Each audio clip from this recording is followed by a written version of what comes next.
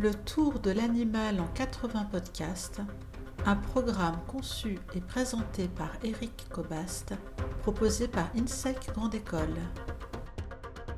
Saison 9, l'animal dans la littérature. Épisode 67, les fables de La Fontaine, anthropomorphisme ou zoomorphisme. La fable est une parole. C'est ce que nous dit le latin fabula, formé à partir du verbe fari, parler. C'est une parole destinée à instruire tout en cherchant à plaire et à émouvoir. Docere, instruire, placere, plaire, movere, émouvoir, tels sont les commandements de l'esthétique des classiques au XVIIe siècle. Et les 243 fables que La Fontaine publie entre 1668 et 1694 y obéissent parfaitement. La fable est donc une parole, disais-je, et c'est d'ailleurs ce que rappelle le poète. Je cite « Tout parle en mon ouvrage, et même les poissons. Ce qu'ils disent s'adresse à tous tant que nous sommes.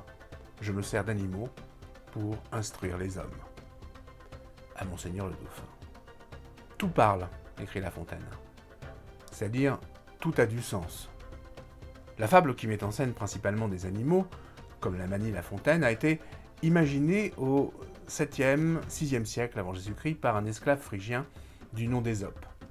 Voilà pourquoi d'ailleurs on parle de fable ésopique. Mais le protégé de Madame de la Sablière emprunte aussi à Phèdre, au Poge, ou bien à Flavius Avianus. Choisir la fable et l'animal, c'est faire le choix de la modestie et de l'humilité. Je cite « Je chante les héros dont Ésope est le père ».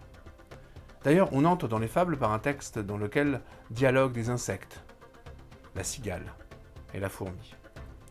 La Fontaine l'avoue, il se sert des animaux. Je me sers des animaux pour instruire les hommes. Mais s'en sert-il comme des masques qui divertissent ? Quelle relation entretiennent l'homme et l'animal dans ces fables ? Je cite le discours de Monsieur le duc de La Rochefoucauld.